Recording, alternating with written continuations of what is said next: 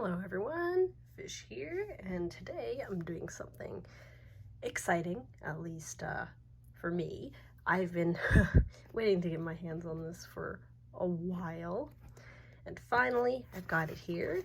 So it is the Jurassic World Kronosaurus Dino Trackers with that kind of head thrashing action as shown in the picture there. I'm just, Mattel, again, they're doing it right. That's all, really. Like, the amount of figures we're getting and just the different array of dinosaurs that we are getting is just amazing. Like, it's just something that Hasbro didn't even get close to. It definitely is reminiscent, really, of Kenner, and even beyond what Kenner even provided, you know. Like, they're just releasing so many different species and figures of what people have really wanted as well, and this is definitely one that a lot of people were super excited for. But anyway, let's get a closer look. So first, just going over the box, the very nice Dino Trackers box with that amber color and the blue along that side, and then we've got blue here and Beta in the corner, just the Jurassic World up top, and then the back just kind of showing more of what's available, and the little scanning thing, and then the feature, of course. And then in terms of what else is available, there's those there that are at least part of this line. So without further ado, let's get her out the box.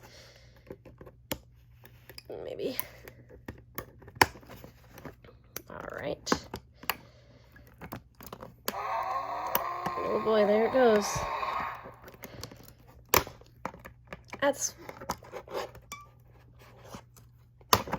There we go.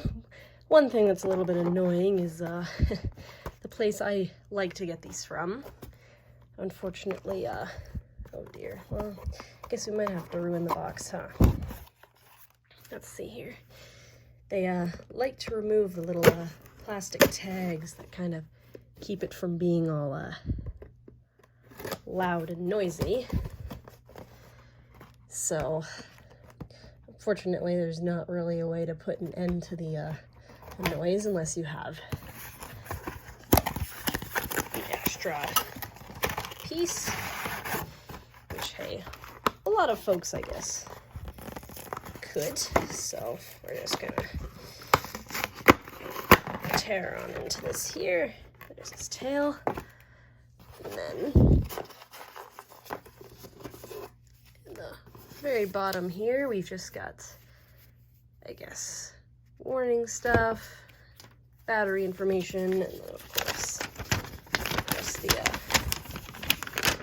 instructions there, and kind of how the mechanism works, how to replace the batteries, all that sort of stuff. Let's just get this all out of the way, shall we?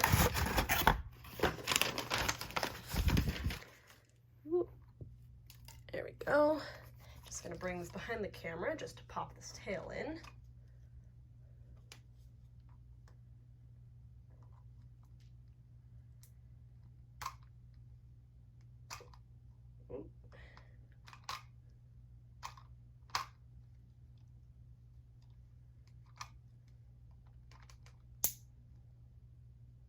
I see. Okay. Interesting. So the tail, you kind of have to pop it in and then twist it until it clicks. If it doesn't click, it'll kind of pop itself out. So just a little bit of a warning. But here he is in all his glory. And then for anyone who needs it, that's the little scanner there. I personally don't have the app, but maybe I should get it.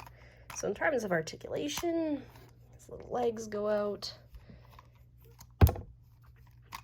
like so. They kind of are on a bit of a ball joint, but they kind of have different points. You can kind of hear it kind of lock and snap into different positions. In terms of the paint schemes, he's got that beautiful teal blue color that's almost metallic around the eyes on both sides, and then the white teeth, and then inside. Woohoo! Goodness me. And then inside the mouth, we've kind of got just all pink in there. It's got some nice sculpt work, which is nice. At the bottom, the battery pack, and then where the sound comes from, the speaker. In terms of the sculpt is actually quite nice, in my opinion. I do think it's very well detailed. It's got lots of little divots and bumps, almost looks like little barnacle bumps, and you have it. And then the paint scheme is subtle, but it's nice. For what it needs to be, I do think it's quite nice what they've done. Other than I really do wish they would continue some of that down the tail so it doesn't just abruptly kind of cut off, especially since it does go all the way up to here. But it's Mattel, and I like to do that, I guess, sometimes. There. So, speaking of action feature, sleep. Dear me, I'm just gonna have to hold this. Am I maybe using this as a holder? Maybe. But it's fine. So, in terms of the action feature, it's just the switch here.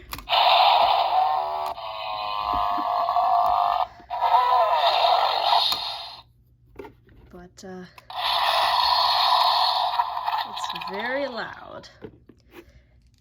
But it's quite cool. It is very sensitive, and again, if you wiggle it back and forth, it will trigger a different sound effect every time, so it's not like it waits for that first sound effect to actually finish playing, which is, well, I don't really mind it too much, but it might be a bit annoying for kids who are playing, and as you know, with all these, there's no off switch, so it's just kind of gonna be making a lot of noise, but it is what it is.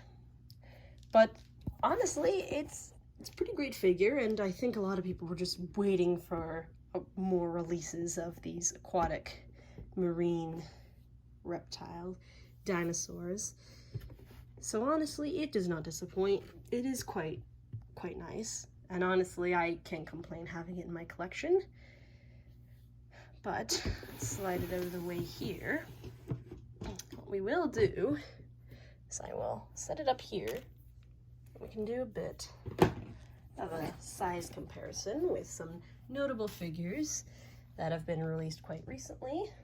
So, first off, we have the Thera, and now for the Thera, I was lucky enough to find one with a plastic piece. I just trimmed it so it wasn't too long, just because another main problem with this one, not having an off switch, is even the slightest shake would trigger it to go off, so it just kind of definitely was annoying. That being said, it's a great figure, but they definitely should have put an off switch with this one just because it wiggles too easily.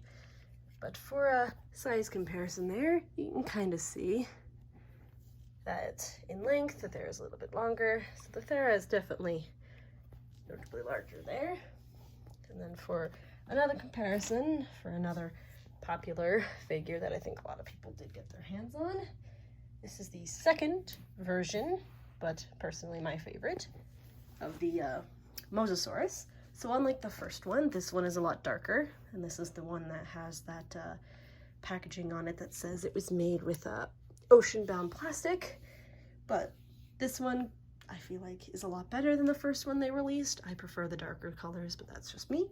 But you can really see here that size difference between the Mosasaurus and the Kronosaurus.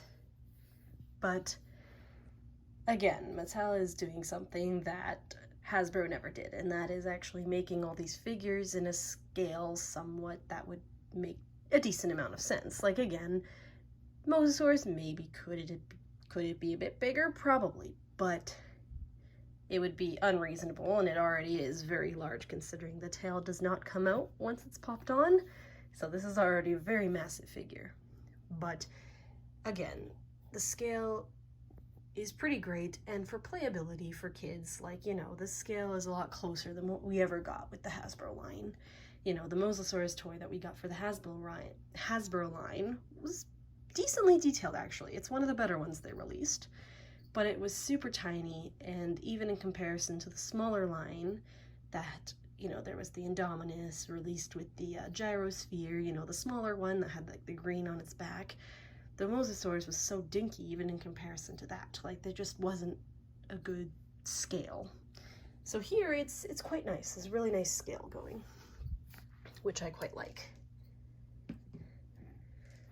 But all in all, it's definitely a great figure. And again, I know I'm not the only one that has wanted more marine life and sea creatures, and I'm just glad that Mattel is really broadening, you know, their figure lines, and for the Jurassic franchise, they're honestly doing a really great job. And I definitely think a lot of collectors have missed, you know, having such nice quality dinosaur toys and such a good variety as well. So honestly, I can't complain. The only thing, again, is just wishing they had an off switch. Just, you know, because even the slightest wiggle with this one can also set it off, which, yeah, is, you know, a wee bit of a downfall there. But other than that, again, it's a great figure, and who knows, maybe eventually they'll start putting off switches on the ones that are a little bit easier to set off. But yeah, thanks so much for watching, and I'll catch you all in the next one. See ya!